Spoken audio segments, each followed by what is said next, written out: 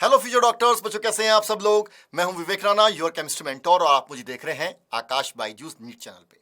बच्चों, आज की क्लास के अंदर हम एटॉमिक्स स्ट्रक्चर चैप्टर के बारे में बात करने वाले हैं और आज का हमारा टॉपिक होगा पार्टिकल नेचर ऑफ मैटर। हम बात करेंगे प्लैंक क्वांटम थ्योरी और फोटो इलेक्ट्रिक इफेक्ट की। तो चलिए स्टूडेंट, सेशन को शुरू किया जाए और इस टॉपिक को आगे बढ़ाते हैं। सबसे पहले बिल्कुल कहना चाहूंगा कि जितने भी स्टूडेंट्स हमें यहाँ पे देख रहे हैं वो सारे के सारे स्टूडेंट एक बार सेशन को लाइक जरूर कर दें, शेयर कर दें अपने फ्रेंड्स के साथ में, और आकाश बायजूस न्यूज चैनल को सब्सक्राइब करना बिल्कुल मत भूलिएगा। बेल आइकन प्रेस कर देंगे तो प्रॉपर नोटिफिकेशन आपके पास में आता रहेगा। इसके साथ साथ स्टूडेंट, अगर आप चाहते हैं कि आपको पीडीएफ मिल जाए, आपको कंटेंट हम प्रोवाइड कर दें, सारी इंफॉर्मेशन, अब आप हमसे इंटरेक्ट करना चाहते हैं तो उसके लिए आकाश बायजूस नीट ऑफिशियल टेलीग्राम को ज्वाइन कर लीजिएगा। वहां पे हम सारा कंटेंट आपको लगातार प्रोवाइड करते ही रहते हैं। तो स्टूडेंट, आज का हमारा जो टॉपिक है वो है particle nature of electromagnetic radiations. मैं आपको wave nature of electromagnetic radiation के बारे में ऑलरेडी सब कुछ बता चुका हूं।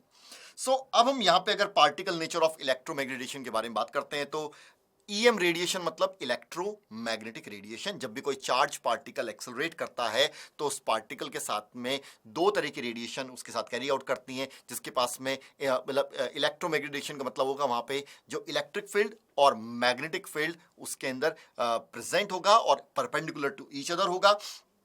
And the wave nature of EM radiation को हम कैसे एक्सप्लेन करते हैं? With the help of diffraction और इंटरफेरेंस। आप फिजिक्स में डिफ्रैक्शन और इंटरफेरेंस के बारे में और ज्यादा डिटेल में पढ़ने वाले हैं। इसके साथ साथ अगर हम बात करते हैं स्टूडेंट कि हमारे पास में कौन से ऐसी थ्योरी है जो पार्टिकल नेचर को एक्सप्लेन करती है, तो आता है black body radiation, photo electric effect और प्लैंक क्वांटम थ्योरी से हम इसको एक्सप्लेन कर सकते हैं। तो आज स्टूडेंट हम यहाँ पे बात आगे बढ़ते हैं और हम बात करते हैं यहाँ पे प्लैंक क्वांटम थ्योरी की। तो चलिए, प्लैंक क्वांटम थ्योरी। तो स्टूडेंट, प्लैंक क्वांटम थ्योरी क्या कहती है? वो कहती है क्वांटाइजेशन ऑफ एनर्जी के बारे में हमें एक्सप्लेन करती है। वो थ्योरी कहती है कि अगर कोई भी ईएम रेडिएशन है, अगर हमारे पास में कोई ईएम रेडिएशन है, मैंने आपको बताया था कि they are the different type of electromagnetic radiation, जैसे cosmic rays, gamma rays, X ray, ultraviolet rays, visible spectrum, microwave, radio wave. यहाँ पे ईएम रेडिएशन के पास में एक स्पेसिफिक एनर्जी होती है और जो इलेक्ट्रोमैग्नेटिक रेडिएशंस प्रोड्यूस होती हैं उनके पास वेव कैरेक्टर के साथ साथ पार्टिकल कैरेक्टर भी होता है। और यहां पे जो ये वेव्स प्रोड्यूस होती है ना स्टूडेंट, ये होती हैं इन the form of small energy packets. Small energy packets की फॉर्म में ये जो रेडिएशंस हैं ये प्रोड्यूस होती हैं। इन स्मॉल एनर्जी पैकेट्स को हम बोलते हैं क्वांटा या quantum. Okay, and in case of the visible spectrum they are known as photon। उनको फोटोन बोला जाता है। तो यहां पे अगर हम बात करते हैं, so Planck quantum theory explains variation of intensity with wavelength, कि जैसे जैसे हम इंटेंसिटी को वेवलेंथ को बढ़ाएंगे, वेवलेंथ और इंटेंसिटी का हमारे पास में ये हमें इसको एक्सप्लेन करता है। तो हमें बताता है प्लैंक क्वांटम थ्योरी कि जो हमारे पास में इलेक्ट्रोमैग्नेटिक रेडिएशंस प्रोड्यूस होती हैं वो स्मॉल एनर्जी पैकेट्स की फॉर्म में प्रोड्यूस होती हैं, जो कि डिसकॉन्टिन्यूसली प्रोड्यूस होता है, कॉन्टिन्यूसली प्रोड्यूस नहीं होता। और यहाँ पे इन स्मॉल एनर्जी पैकेट्स को क्वांटम ऑफ रेडिएशंस बोलते हैं। इन केस ऑफ लाइट और visible spectrum they are known as photon, और हर एक फोटोन की एक स्पेसिफिक एनर्जी होती है। And the smallest quantity of energy that can be emitted और absorb in the form of EM radiation is known as quantum, और in case of visible spectrum it is known as photon. तो ये उम्मीद करता हूं ये point आपको समझ में आ गया होगा कि प्लैंक क्वांटम थ्योरी, प्लैंक ने, है ना, ये प्रपोज की थी थ्योरीज को बोलते हैं प्लैंक क्वांटम थ्योरी। इसके साथ साथ स्टूडेंट, अब हम ये थ्योरी में क्या क्या एक्सप्लेन करती बताता हूं कि हमारे पास में हर एक फोटोन जो है उसकी एक स्पेसिफिक एनर्जी है, और जो एनर्जी है वो डायरेक्टली प्रोपोर्शनल है फ्रीक्वेंसी के। तो यहां पे लिखा भी है, देखो, कि जो energy of the photon is proportional to its frequency. तो जैसे जैसे फ्रीक्वेंसी बढ़ेगी एनर्जी भी बढ़ेगी, या आप कह सकते हैं कि जो एनर्जी है वो हमारे पास में, अगर हम यहां पे कांस्टेंट लगाए तो आ जाएगा E is equal to H nu. H student हमारे पास में आ जाएगा प्लैंक कांस्टेंट। प्लैंक कांस्टेंट जिसकी वैल्यू होगी 6.626 इंटू 10⁻34 जूल सेकेंड। ये हमारे पास में कंडीशन आ जाएगी। अब इसके बाद में स्टूडेंट अगर हम बात करें कि हमारे पास में यहाँ पे क्या रिलेशन आएगा वेवलेंथ के साथ में, तो हम जानते हैं कि student nu is equal to C by lambda है, so E is equal to H nu और E is equal to H C by lambda. So जो एनर्जी है वो डायरेक्टली प्रोपोर्शनल है फ्रीक्वेंसी के और इनवर्सली प्रोपोर्शनल है वेवलेंथ के। तो जैसे जैसे वेवलेंथ बढ़ती है जो हमारे पास में जो एनर्जी है वो डिक्रीज होती चली जाती है। ओके, सो ये पॉइंट आपको समझ में आ गया होगा। और h हमारे पास में प्लैंक कांस्टेंट है, इसकी यूनिट आती है जूल सेकंड के अंदर और इसकी जो वैल्यू आएगी वो आ जाएगी हमारे पास में 6.626 इंटू 10⁻34 जूल सेकंड।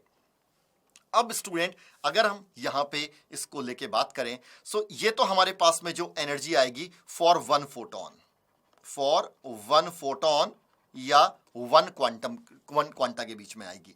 अगर हमारे पास में n क्या होगा, नंबर ऑफ फोटॉन्स, तो total amount of energy E total is equal to आ जाएगा student n is equal to number of photon या number of quanta h nu. So ये आ जाएगा हमारे पास में total energy produced by the source, की टोटल जो सोर्स है वो कितनी एनर्जी को प्रोड्यूस कर रहा है। अब स्टूडेंट अब इसमें दो इंपॉर्टेंट बातें मैं आपको बताता हूं जो बहुत इंपॉर्टेंट है, ध्यान से सुनिएगा। अगर हमारे पास में कोई एक रेडिएशन का सोर्स है, वो हमारे पास में ई एनर्जी का हमारे पास में फोटोन है, सो स्टूडेंट वो दो डिफरेंट एनर्जी के फोटोन में भी ब्रेक कर सकता है, जैसे हमने कहा E1 प्लस E2। और जैसी वो दो डिफरेंट एनर्जी में ब्रेक करेगा या दो डिफरेंट फोटोन की एनर्जी कंबाइन करके ई एनर्जी प्रोड्यूस करेगी, तो वैसे ही हमारे पास में वेवलेंथ चेंज हो जाएगी, फ्रीक्वेंसी चेंज हो जाएगी, बट वेलोसिटी रेडिएशन की क्या रहेगी, सेम रहेगी। अब E is equal to student हमारे पास में क्या आ जाएगा, H न्यू। सो E1 हमारे पास में आ जाएगा H न्यू 1 और E2 H न्यू 2। अब हम यहां पे लिख सकते हैं स्टूडेंट कि H तो कॉमन लिया जाए, H को इधर कॉमन ले लिया जाए तो आ जाएगा H कॉमन आ जाएगा तो आ जाएगा न्यू 1 प्लस न्यू 2, H से H कैंसिल आउट हो गया। सो द फ्रीक्वेंसी जो हमारे पास में हमने देखा कि न्यू इज इक्वल टू आ गया न्यू 1 प्लस न्यू 2। ये नीट में आया हुआ क्वेश्चन है।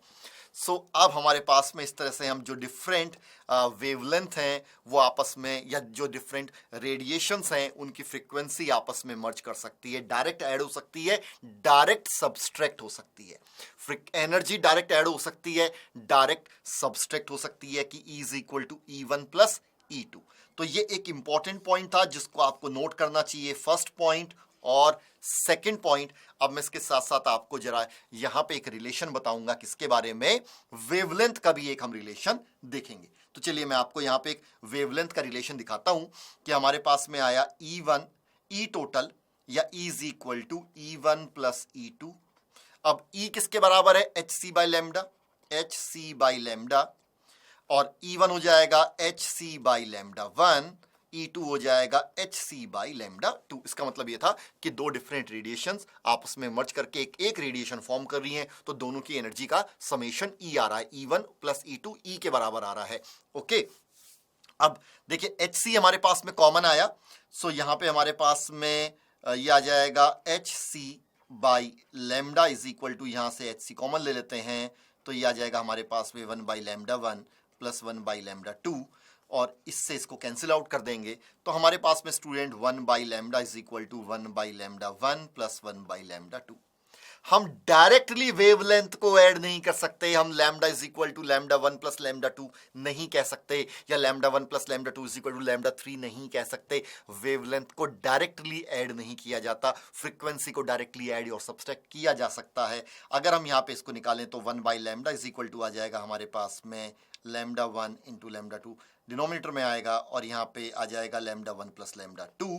सो यहाँ पे लैम्डा की जो वैल्यू आ जाएगी वो आ जाएगी lambda 1 into lambda 2 divide by lambda 1 plus lambda 2।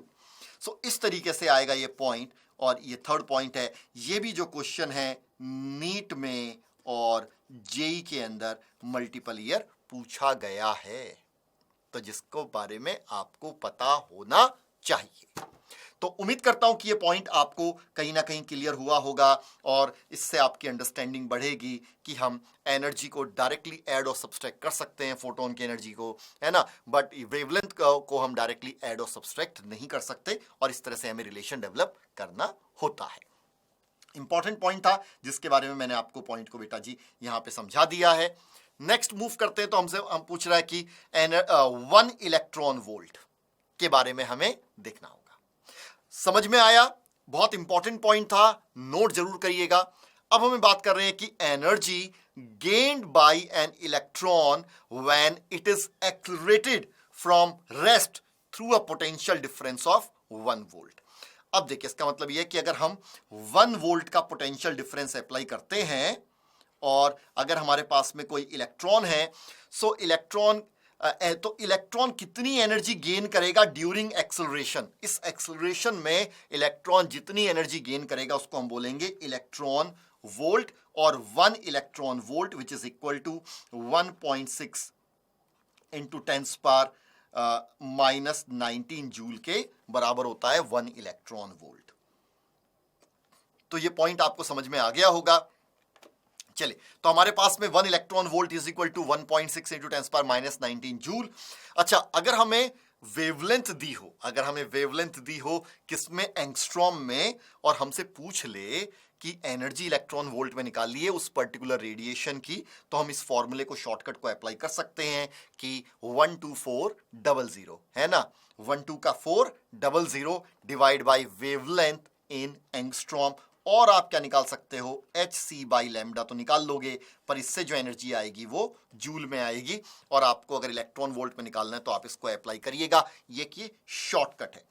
और अगर आपको इलेक्ट्रॉन वोल्ट की एनर्जी को किलो जूल के अंदर किलो जूल पर मोल में कन्वर्ट करना है, तो जितनी भी एनर्जी आपकी इलेक्ट्रॉन वोल्ट की आई है उसको आप 96.48 की मल्टीप्लाई कर दें और उसके आगे वैल्यू जो भी आए उसके आगे लिख दें किलो जूल पर मोल, तो आप इस तरह से उसको किलो जूल पर मोल के अंदर कन्वर्ट कर सकते हैं। ये छोटी छोटी ट्रिक्स हैं जो आपको बड़ी काम आने वाली है। तो ये समझ में आ गया हमें प्लैंक क्वांटम थ्योरी। मैं बता दिया, उसने क्या कहा कि जो इलेक्ट्रोमैग्नेटिक रेडिएशंस होती हैं इनके पास में एक स्पेसिफिक एनर्जी प्रेजेंट होती है, और ये जो रेडिएशंस हैं वो डिसकॉन्टिन्यूसली प्रोड्यूस होती हैं, कॉन्टिन्यूसली प्रोड्यूस नहीं होती। और इस जो स्मॉल और ये जो डिसकॉन्टिन्यूसली जो रेडिएशंस प्रोड्यूस होती हैं ये स्मॉल एनर्जी पैकेट्स की फॉर्म में प्रोड्यूस होती हैं, जिसको हम बोलते हैं quantum. In case of the visible spectrum they are known as photon. हर एक फोटोन की स्पेसिफिक एनर्जी है, और जो एनर्जी है वो डायरेक्टली प्रोपोर्शनल है फ्रीक्वेंसी के, इनवर्सली प्रोपोर्शनल है वेवलेंथ के। ये हम कवर करते हैं इलेक्ट्रोमैग्नेटिक रेडिएशन को रिलेट कर, जो प्लैंक क्वांटम थ्योरी ने एक्सप्लेन किया। ये सारे पॉइंट मैंने आपको एक्सप्लेन कर दिए। अब इन पे क्वेश्चन कैसे आते हैं, अब जरा क्वेश्चन को देख लिया जाए कि किस तरह के क्वेश्चन यहां पे हमारे पास में हमें देखने को मिलेंगे। तो यहां पे हमारे पास में है energy of a photon having wavelength 700 nanometre is. So energy of photon having wavelength 700 nanometre हमें बताना है इलेक्ट्रॉन वोल्ट में।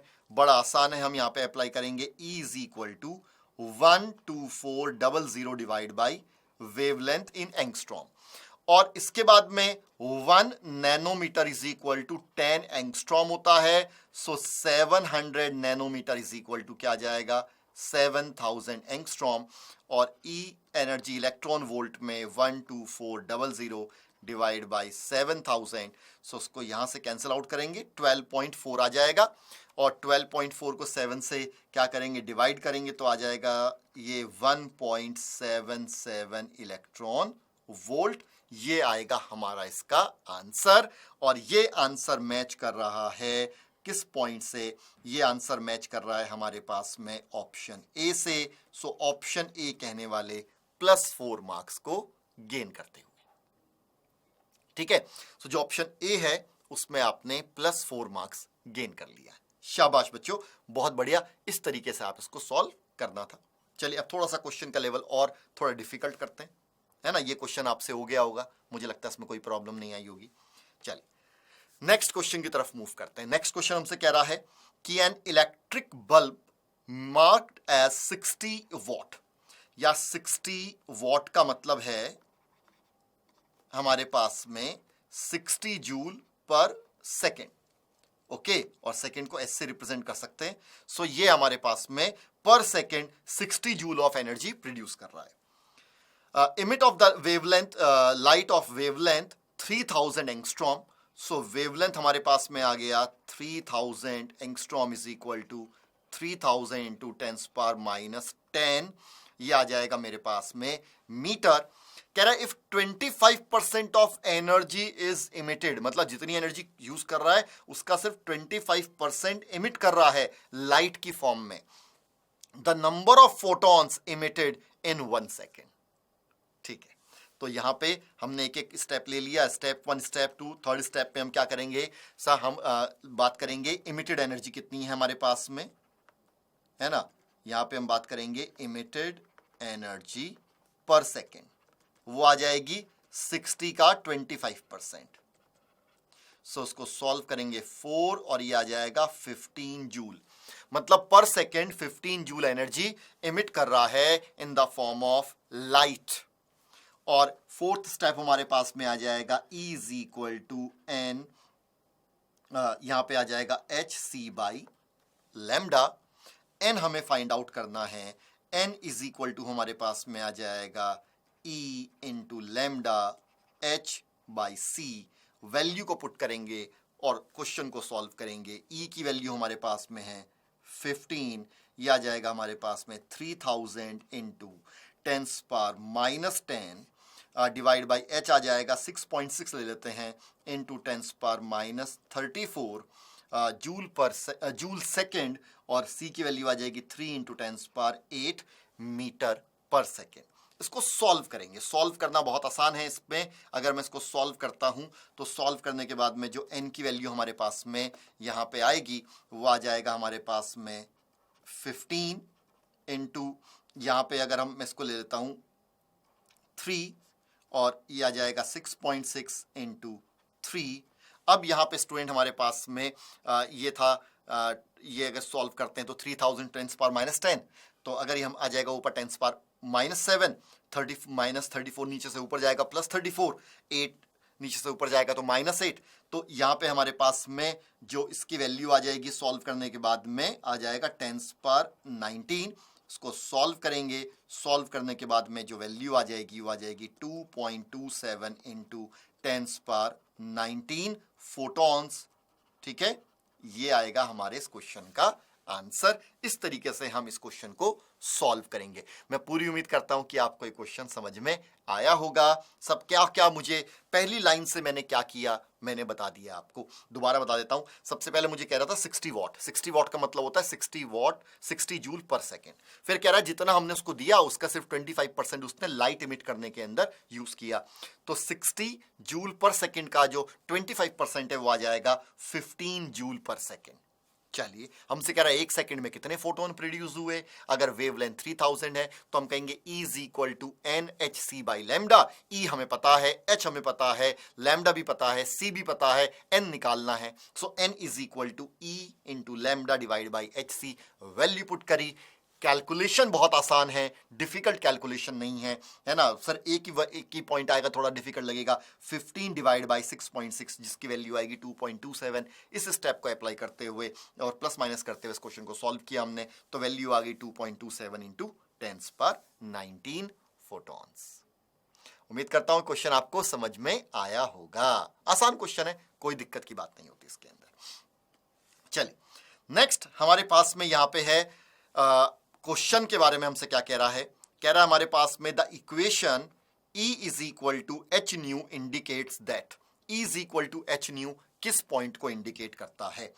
E is equal to H nu हमें बताता है particle nature as well as ये बताता है वेव नेचर। इसका मतलब ये है कि वो कहता है कि जो फ्रीक्वेंसी है तो मतलब वेव तो है ही यहाँ पे, ठीक है, और ये स्मॉल एनर्जी पैकेट्स में रिलीज हो रही हैं, इसको बोलते हैं क्वांटाइजेशन ऑफ एनर्जी। तो पार्टिकल नेचर भी है, वेव नेचर भी है। ऑप्शन क्या कह रहे हैं, photon have both particle and wave nature. बिल्कुल सही बात है, फोटोन्स का पार्टिकल नेचर वेव नेचर ये बताएगा और ए इज द करेक्ट आंसर। और ए कहने वाले +4 मार्क्स को गेन करते हुए शाबाश बच्चों, बहुत बढ़िया। और आपको आंसर नहीं आ रहा तो मैंने बता दिया कि प्लैंक क्वांटम थ्योरी ने बताया था कि भाई जो इलेक्ट्रोमैग्नेटिक रेडिएशन है वहां पे वेव नेचर तो है पर उसके साथ साथ पार्टिकल नेचर भी है, और हमने E is equal to H nu से उसको प्रूफ कर दिया है, या हम इसको कर सकते हैं। डन। चलिए सो आगे बढ़े और खूब पढ़ें, मेहनत से पढ़ें, मेहनत से चीजों को समझें, क्योंकि बड़ा टाइम लगता है सारी चीजों को समझाने में। अब हमारे पास में एक ऐसा एक्सपेरिमेंट है जिससे हम फोटोन का पार्टिकल नेचर प्रूफ कर सकते हैं। कैसे पार्टिकल नेचर प्रूफ कर सकते हैं? एक सिंपल सा है। मैंने एक बात समझी, हमारे पास में एक ऑब्जेक्ट है और एक हमारे पास में यहां पे एक भाई साहब खड़े हैं और इनके हाथ में एक बॉल है। अब इन्होंने बॉल को यहां पे थ्रो किया और ये ऑब्जेक्ट जो था वो गिर गया।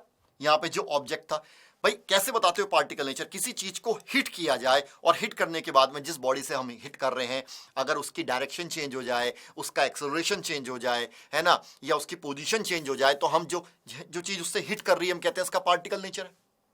तो इसी तरीके से हम प्रूफ करेंगे कि यहां पे हमारे पास में जो फोटॉन्स हैं उनका पार्टिकल नेचर है। अगर हम किसी ऑब्जेक्ट से फोटोन को हिट करें और वहां पे हिट करते ही वो अपनी पोजीशन को चेंज कर दे तो हम मान लेंगे कि यार फोटॉन्स का पार्टिकल नेचर भी है। इसको हम प्रूफ कर सकते हैं फोटो इलेक्ट्रिक इफेक्ट के साथ।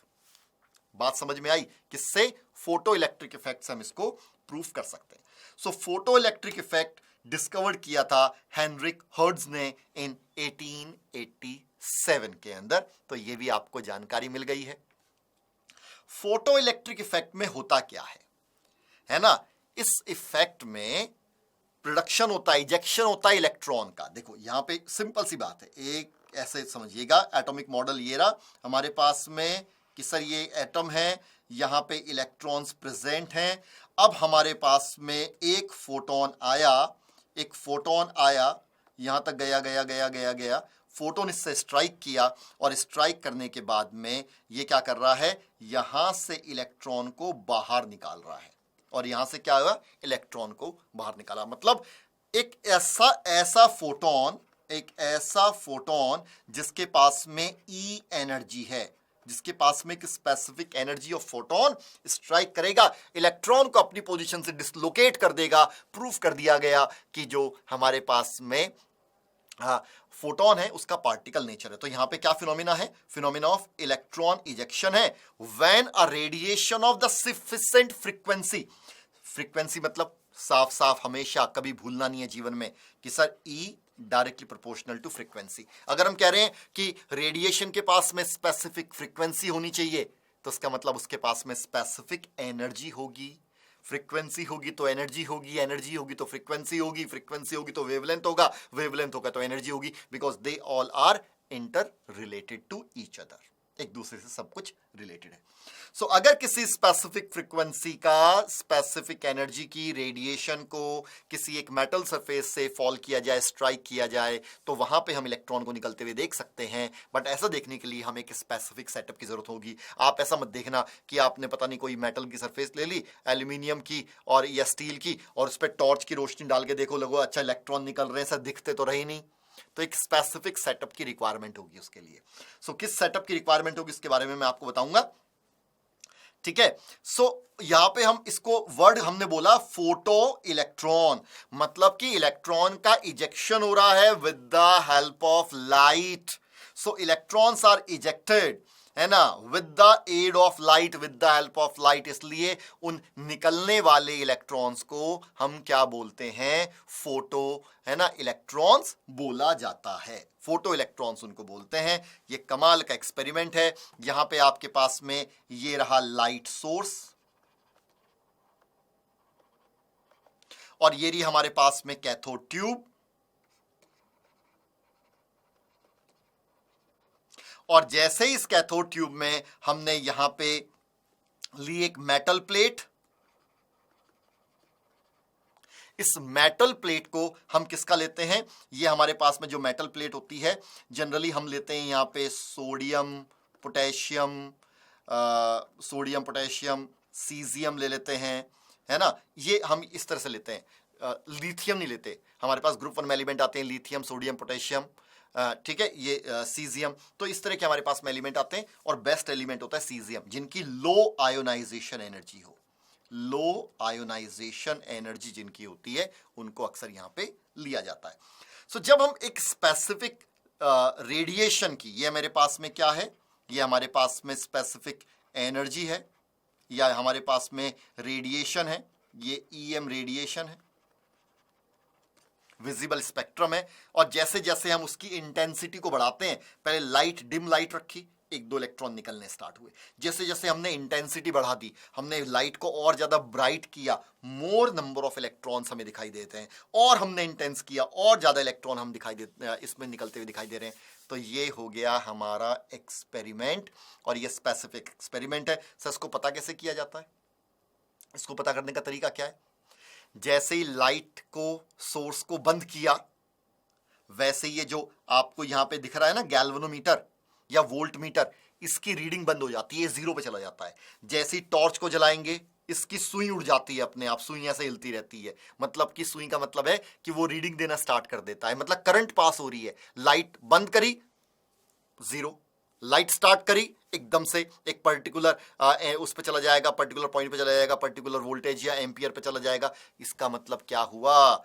जैसे ही लाइट स्ट्राइक करी, एनर्जी हमने रेडिएशन को स्ट्राइक किया, वैसे ही इसका मतलब करंट फ्लो होना स्टार्ट हो गया। अब पहले भी सबको पता था, आपको भी पता होगा, आपने 10th क्लास में पढ़ा भी है कि भाई करंट का मतलब क्या होता है? Flow of electron. तो उन्होंने देखा कि भाई लाइट सोर्स डालते ही है ना हमारी सुई हिलनी चालू हो गई। इसका मतलब जो हमारा वायर है उससे इलेक्ट्रॉन फ्लो हो रहे हैं।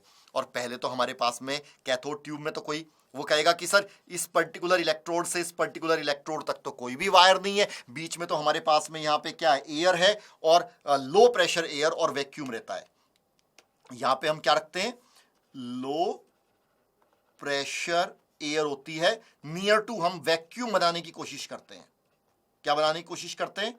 वैक्यूम बनाने की कोशिश करते हैं। प्रॉपर नहीं बन पाता, पर जो हमारे पास में यहां पे near to vacuum condition create करते हैं। तो वो कहता है कि अब यहां पे यार जो इलेक्ट्रॉन फ्लो हो रहे होंगे, तो उसका मतलब कहीं ना कहीं हमारे पास एक इलेक्ट्रोड से इलेक्ट्रॉन्स निकल के दूसरे इलेक्ट्रोड तक जा रहे हैं लाइट फॉल करने के बाद में।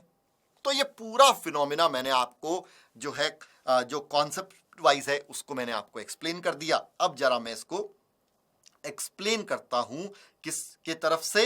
भाई यहां पे मैथमेटिकली क्या हो रहा है? मैथमेटिकली हमारे पास में जब हम कोई ई एनर्जी सोर्स की लाइट को स्ट्राइक करते हैं, तो वहां से जो है इलेक्ट्रॉन्स निकलना स्टार्ट करते हैं। क्या करते हैं? इलेक्ट्रॉन्स निकलना स्टार्ट कर देते हैं। देखिए आप यहां पे, okay, so electrons are ejected as soon as the beam of light of sufficient frequency strike the metal surface. तो आप देखिएगा जब एनर्जी कम होगी, पहले हमने कौन सी स्ट्राइक करी? यहां पे हमारे पास में अगर मैं इस रेड कलर की लाइट को स्ट्राइक कर रहा हूं, इलेक्ट्रॉन्स नहीं निकाले।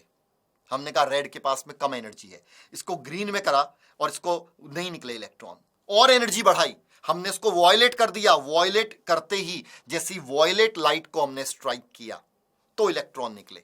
तब जाके हमें पता लगा कि ऐसे नहीं कि कोई सी भी रेडिएशन को डाल दोगे तो इलेक्ट्रॉन निकल जाएंगे। अगर उस रेडिएशन के पास में इतनी एनर्जी होनी चाहिए जितनी एनर्जी इलेक्ट्रॉन को निकालने में रिक्वायर्ड है, तो तब जाके इलेक्ट्रॉन्स क्या होंगे? रिलीज होंगे। तब उन्होंने कहा कि हमारे पास में, फिर हमारे पास में आया एक वर्ड थ्रेशोल्ड फ्रीक्वेंसी। एक वर्ड आया थ्रेशोल्ड फ्रीक्वेंसी। थ्रेशोल्ड फ्रीक्वेंसी क्या कहता है? The minimum frequency required to eject a photoelectron from the metal surface, है ना, कि जो मेटल सरफेस से इलेक्ट्रॉन को निकालने के लिए मिनिमम फ्रीक्वेंसी की रिक्वायरमेंट है, उससे कम फ्रीक्वेंसी पे इलेक्ट्रॉन नहीं निकलेंगे, उसको हमने बोला थ्रेशोल्ड फ्रीक्वेंसी। क्या बोला हमने? Threshold frequency. उससे कम पे नहीं निकलेंगे, उससे ज्यादा होगी फ्रीक्वेंसी तो निकल जाएंगे। सो इसको हमने न्यू नॉट से प्रेजेंट किया। ओके, अच्छा, जहां फ्रीक्वेंसी वहां क्या आ जाएगा? एनर्जी। तो इसलिए हमारे पास में एक वर्ड आएगा work function. Minimum energy present in radiation which require for ejection of photo electron. Minimum energy present in radiation which require for ejection of photoelectron. और W बोल देते हैं इसको, नाम इसका W है या इसका नाम इसको phi भी बोल देते हैं, which is equal to h nu naught और h c by lambda naught. और lambda naught is constant. और यहां पे नोट करके लिखेंगे, है ना, नोट करके लिखेंगे इट इज कांस्टेंट, है ना, नोट करके लिखेंगे it is constant for a particular metal. It is constant for a particular element.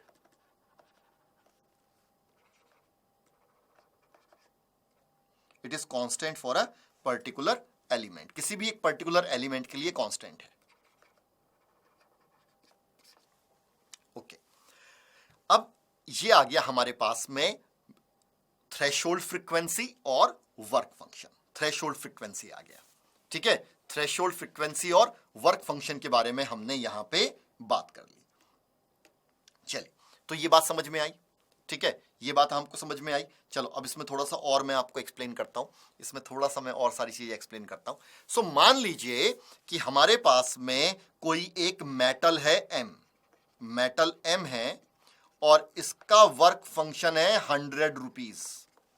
ठीक है, इसका वर्क फंक्शन है, हमने इसका वर्क फंक्शन है 100 रुपीज.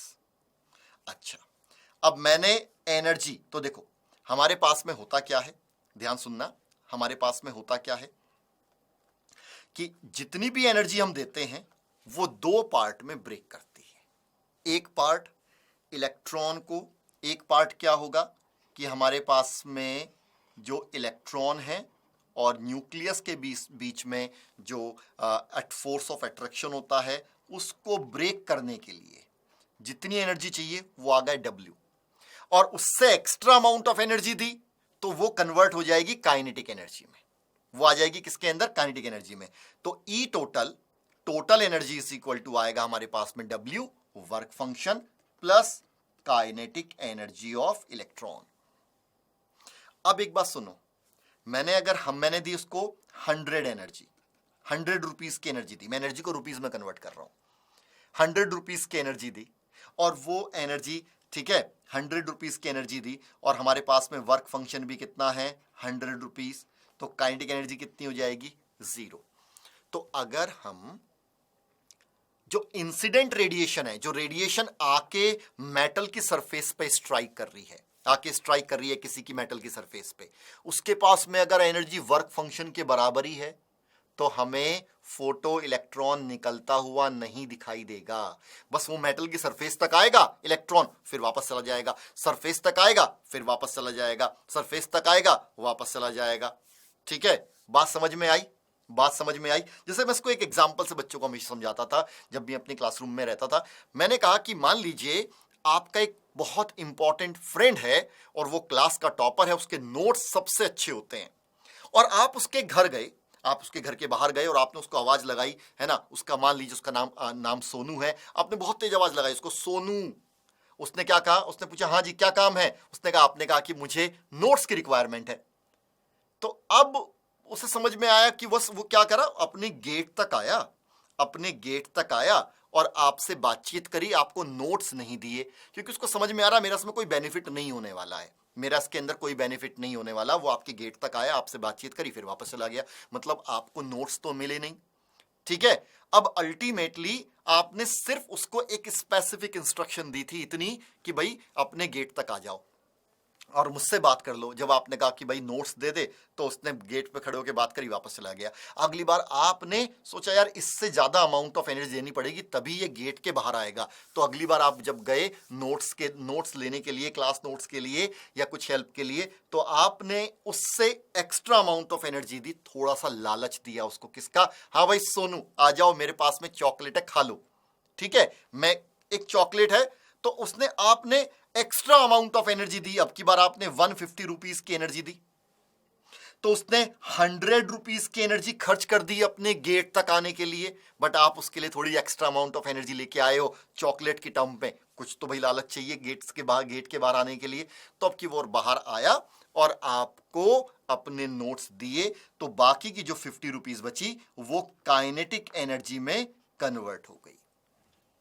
ठीक है, बाकी क्या होगी, आपको काइनेटिक एनर्जी के अंदर कन्वर्ट हो गई। अब की बार काइनेटिक एनर्जी कितनी है, अब की बार काइनेटिक एनर्जी कितनी हो गई, 150 को ब्रेक कर दो, 50 रुपीज हमारे पास में किस में कन्वर्ट हो गए, काइनेटिक एनर्जी में। ठीक है, आप 150 रुपए लेके उसके पास गए, उसने कहा 100 रुपीज के बदले तो मैं नोट्स दूंगा और 50 रुपए और दूंगा, तो आपको उसने चॉकलेट में यूज कर ली। अगली बार आपने उसको 200 रुपीज की एनर्जी दी, तो उसके नोट्स देने का प्राइस फिक्स है, 100 रुपीज वो खर्च करता है नोट्स देने में, बट अब की बार आपने उसको 100 रुपीज और एक्स्ट्रा दिए हैं, तो वो आपके साथ बाहर घूमने फिरने भी चला गया और आपको कुछ कॉन्सेप्ट भी उसने समझा दिए, तो उसमें 100 रुपीज खर्च हो गए। क्या कांस्टेंट है, W मेरे पास में क्या है, कांस्टेंट है। W क्या है, कांस्टेंट है। अगर energy of the incident radiation बढ़ाओगे तो काइनेटिक एनर्जी बढ़ती चली जाएगी, काइनेटिक एनर्जी बढ़ती चली जाएगी। तो ये एक पॉइंट इंपॉर्टेंट था जो मैं आपको समझाना चाहता था। अच्छा, अब फोटो इलेक्ट्रिक इफेक्ट में हम चाहते हैं कि सर नंबर ऑफ इलेक्ट्रॉन ज्यादा बाहर आए, नंबर ऑफ इलेक्ट्रॉन कम निकल रहे हैं। मैं चाहता हूं कि एक बार में 100 इलेक्ट्रॉन निकल जाए, अभी तो सिर्फ 10 ही इलेक्ट्रॉन निकल रहे थे। तो हम क्या करते हैं, हमने कहा अच्छा 10 इलेक्ट्रॉन निकल रहे हैं, 100 निकालना है। तो किसी ने समझाया ऐसा करो, 100 फोटॉन्स को एक साथ स्ट्राइक करो। समझ में आ गया, एक फोटोन एक electron, 10 photon 10 electron, 100 photon 100 electron. समझ में आ गई बात। तो हमने क्या करा, एक साथ बहुत सारे फोटोन को स्ट्राइक कराना स्टार्ट कर दिया, एक साथ स्ट्राइक कराया बहुत सारे फोटोन को। तो क्या हो गए, बहुत सारे इलेक्ट्रॉन एक साथ निकलने गए। अगर बहुत सारे फोटोन्स को एक साथ स्ट्राइक कराओगे तो उसके लिए आपको क्या करना पड़ा, इंटेंसिटी को इंक्रीज करना पड़ा। किसको इंक्रीज करना पड़ेगा, इंटेंसिटी ऑफ द पार्टिकल को इंक्रीज करना पड़ेगा। तो आपने इंटेंसिटी ऑफ लाइट बढ़ाई या ब्राइटनेस ऑफ लाइट बढ़ाई। इंटेंसिटी का मतलब होता है number of photons striking on the surface पर सेकेंड, पर यूनिट एरिया पर सेकेंड, है ना, कि एक पर यूनिट एरिया में, एक फिक्स एरिया के अंदर कितने फोटोन एक साथ स्ट्राइक कर रहे हैं, ओके, पर यूनिट टाइम के अंदर, उसको बोलते हैं इंटेंसिटी। तो आपने ज्यादा फोटोन स्ट्राइक करवाए, मोर नंबर ऑफ इलेक्ट्रॉन्स बाहर निकल गए। कम फोटोन स्ट्राइक करवाओगे, कम निकलेंगे। तो भाई हमें ज्यादा नंबर ऑफ इलेक्ट्रॉन बाहर निकालने थे, तो हमें इंटेंसिटी को बढ़ाना था। तो अगर आप इंटेंसिटी को बढ़ाओगे, नंबर ऑफ फोटॉन्स ज्यादा निकलेंगे, करंट बढ़ जाएगी। क्या हो जाएगा, करंट इंक्रीज हो जाएगा। अगर आप करंट इंक्रीज हो जाएगा, अगर आप एनर्जी ऑफ द रेडिएशन को बढ़ाओगे तो काइनेटिक एनर्जी इंक्रीज हो जाएगी फोटो इलेक्ट्रॉन की, पर करंट इंक्रीज नहीं होगा। सो एक ये इंपॉर्टेंट पॉइंट था जो हम जानते हैं। अच्छा, तो अब जरा ऑब्जर्वेशन के बारे में बात कर लेते हैं। साफ साफ यहां पे जो पॉइंट मैंने बताया वो लिखा भी हुआ है, no electron is ejected regardless of the intensity of light. अगर जितनी एनर्जी मुझे चाहिए उससे कम एनर्जी मैंने प्रोवाइड करी तो इलेक्ट्रॉन बाहर नहीं आएगा। मैंने बताया था कि अगर वर्क फंक्शन 100 रुपीज का है और आपने 100 रुपीज या 100 से कम एनर्जी दी तो इलेक्ट्रॉन बाहर नहीं निकलेगा। और अगर 100 या 100 से ज्यादा इलेक्ट्रॉन एनर्जी दोगे तो क्या करेगा, इलेक्ट्रॉन बाहर आएगा और काइनेटिक एनर्जी भी शो करेगा। तो ये पॉइंट मैं आपको बता चुका हूं कि अगर हमारी जो फ्रीक्वेंसी है थ्रेशोल्ड फ्रीक्वेंसी से ज्यादा है तो फोटो इलेक्ट्रिक इफेक्ट शो होता हुआ दिखाई देगा, और अगर फ्रीक्वेंसी फोटो जो है थ्रेशोल्ड फ्रीक्वेंसी से कम है या उसके बराबर है तो फोटो इलेक्ट्रिक इफेक्ट शो होता हुआ नहीं दिखाई देगा। अगर थ्रेशोल्ड से ज्यादा है तो फोटो इलेक्ट्रिक इफेक्ट है, और अगर थ्रेशोल्ड फ्रीक्वेंसी से कम फ्रीक्वेंसी आपने दी तो नो फोटो इलेक्ट्रिक इफेक्ट। ठीक है, चले। So one rule to remember जो मैंने आपको बताया, 1 फोटोन 1 इलेक्ट्रॉन 1 इंटरेक्शन, तो इसके बारे में बता दिया। अगर आप इंटेंसिटी ऑफ लाइट को बढ़ाओगे तो लार्ज नंबर ऑफ फोटोन निकलेंगे, मोर इलेक्ट्रॉन इजेक्ट होंगे, मोर करंट, ज्यादा करंट रिड्यूस होने वाली है। इस पॉइंट को हम अच्छे से आपको एक्सप्लेन लगातार करते जा रहे हैं। तो इन सारे पॉइंट को मैं आपको एक्सप्लेन कर चुका हूं, है ना।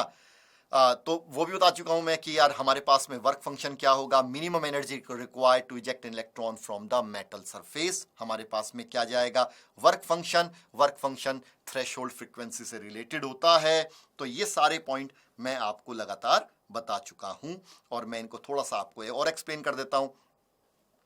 तो हमारे पास में E is equal to W plus K E, kinetic energy आ जाएगा। अच्छा, तो E इज इक्वल टू क्या होता है, एच न्यू। W क्या आ जाएगा, एच न्यू नॉट। न्यू मतलब फ्रीक्वेंसी ऑफ इंसिडेंट रेडिएशन, मतलब जो आपने फोटोन फेंक के मारा उसकी एनर्जी कितनी थी। ठीक सर, इलेक्ट्रॉन को निकलने के लिए कितनी मिनिमम फ्रीक्वेंसी की रिक्वायरमेंट पड़ती है, न्यू नॉट। उससे ज्यादा आपने दे दी तो इलेक्ट्रॉन काइनेटिक एनर्जी में कन्वर्ट कर जाएगा, वो आ जाएगा half mv square. So H nu is equal to H nu not plus half mv square. अच्छा, और कैसे करते हैं, और तरीका क्या होता है, और kinetic energy is equal to आ जाएगा H nu minus H nu naught, और एच को कॉमन ले लेंगे तो आ जाएगा न्यू माइनस न्यू नॉट। और अगर मैं इसको वेवलेंथ में कन्वर्ट कर दूं तो kinetic energy is equal to आ जाएगा H C 1 by lambda minus 1 by lambda naught. ये कंडीशन आती है। बिल्कुल कोशिश कर रहा हूं एक एक बात को मल्टीपल टाइम रिवाइज कराने की, एक एक बात को अलग अलग तरीके से समझाने की कोशिश कर रहा हूं। फोटो इलेक्ट्रिक इफेक्ट छोटा सा पॉइंट है बट बहुत ज्यादा इंपॉर्टेंट है। वो सारे पॉइंट मैंने आपको बता दिए हैं। ठीक है, तो ये सारे पॉइंट हैं जो मैंने आपको अच्छे से क्लियर कर दिए। प्लैंक क्वांटम थ्योरी और फोटो इलेक्ट्रिक इफेक्ट एक दूसरे से रिलेटेड होता है। अब जरा मैं इस पे कुछ क्वेश्चन की आपको प्रैक्टिस कराता हूं। चलो अब क्वेश्चन का टाइम आ गया।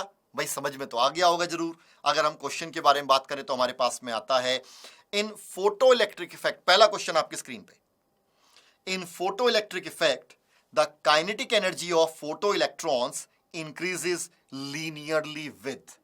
ठीक है, सो क्या कह रहा है, काइनेटिक एनर्जी, हमारे पास में काइनेटिक एनर्जी और यहां पे आता है हमारे पास में फ्रीक्वेंसी, और ये ग्राफ हमारे पास में ऐसे आता है। ये ग्राफ हमारे पास में जो आएगा वो यहां से स्टार्ट होगा, ये पॉइंट आ जाएगा थ्रेशोल्ड फ्रीक्वेंसी। थ्रेशोल्ड फ्रीक्वेंसी के अबव ही काइनेटिक एनर्जी हमें दिखाई देगी। अगर थ्रेशोल्ड फ्रीक्वेंसी से कम फ्रीक्वेंसी है तो काइनेटिक एनर्जी में नहीं दिखाई देती। तो हमारे पास में ये आ जाएगा वेवलेंथ नहीं, linearly with frequency of incident light, और यहां पे B जो आएगा वो करेक्ट आंसर आ जाएगा।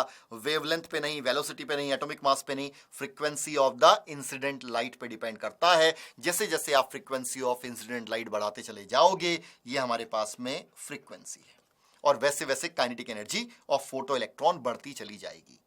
बात समझ में आई? तो इंपॉर्टेंट क्वेश्चन था। तो ये हमने एक थियोरेटिकल क्वेश्चन देख लिया। चलिए अब इस पे हम नेक्स्ट क्वेश्चन देखते हैं। नेक्स्ट क्वेश्चन, देखो 3-4 क्वेश्चन कराऊंगा, पर 3-4 क्वेश्चन ना बहुत सारा कॉन्सेप्ट कवर कर लेंगे जितना भी आज आपने पढ़ा है। नेक्स्ट हमारे पास में है the photo electric emission from a surface start only when the light incident on the surface has a certain minimum. भाई हमारे पास फिर से कहा कि जब तक मिनिमम फ्रीक्वेंसी नहीं होगी या वर्क फंक्शन नहीं होगा इलेक्ट्रॉन आपको निकलता हुआ नहीं दिखाई देगा। तो मिनिमम फ्रीक्वेंसी पे डिपेंड करेगा, ना कि इंटेंसिटी पे। और फ्रीक्वेंसी मिनिमम है तो हमारे पास में क्या आ जाएगा कि वेवलेंथ, किस पर्टिकुलर मैक्सिमम वेवलेंथ पे हमें फोटो इलेक्ट्रॉन दिखाई देता है। तो मिनिमम आएगी फ्रीक्वेंसी, मैक्सिमम आएगी वेवलेंथ। तो वेवलेंथ भी नहीं होगा, वेलोसिटी भी नहीं होगा, फ्रीक्वेंसी होगा। और सी कहने वाले फ्रीक्वेंसी जो भी कहेगा आंसर करेक्ट होगा, +4 मार्क्स को गेन करेगा। चले, तो ये क्वेश्चन हमने सॉल्व किया। अब हम बात करते हैं इस पर्टिकुलर न्यूमेरिकल की। ठीक है बच्चों, न्यूमेरिकल के बारे में बात करेंगे। न्यूमेरिकल क्या कह रहा है, a light source of wavelength lambda illuminates a metal and ejects photoelectrons with kinetic energy maximum is equal to 1 electron volt. Another light source of wavelength lambda by 3 ejects photoelectrons from the same metal with kinetic energy max is equal to 4 electron volt. Find the value of the work function. हमें work function की value को यहां पे बताना है। चलिए explain करते हैं इसको बहुत अच्छे से, कोई दिक्कत की बात नहीं आएगी। तो हमारे पास में क्या कह रहा है कि हमारे पास में एक लाइट सोर्स है। अब हम यहाँ पे इसको यूज करेंगे sir, is equal to W plus kinetic energy. अब पहले हमारे पास में E कितना था, H C बाई लेमडा, आ गया W plus kinetic energy 1 electron volt था। सेकंड केस हमारे पास में आया, ये फर्स्ट केस आ गया, सेकंड केस आ गया एच सी लैम्डा बाई 3, तो इनटू लैम्डा 3 ऊपर पहुंच जाएगा। सेकंड केस में लैम्डा बाई 3 है, तो वर्क फंक्शन तो कांस्टेंट होता है। और ये इक्वेशन 1, ये इक्वेशन 2, और ये आ जाएगा हमारे पास में यहाँ पे 4 इलेक्ट्रॉन वोल्ट। दोनों इक्वेशन को आपस में डिवाइड कर दो, ये कैंसिल आउट हुआ, ठीक है। और ये आ गया हमारे पास में सॉल्व करने के बाद में W plus 1 divide by W plus 4 is equal to 1/3।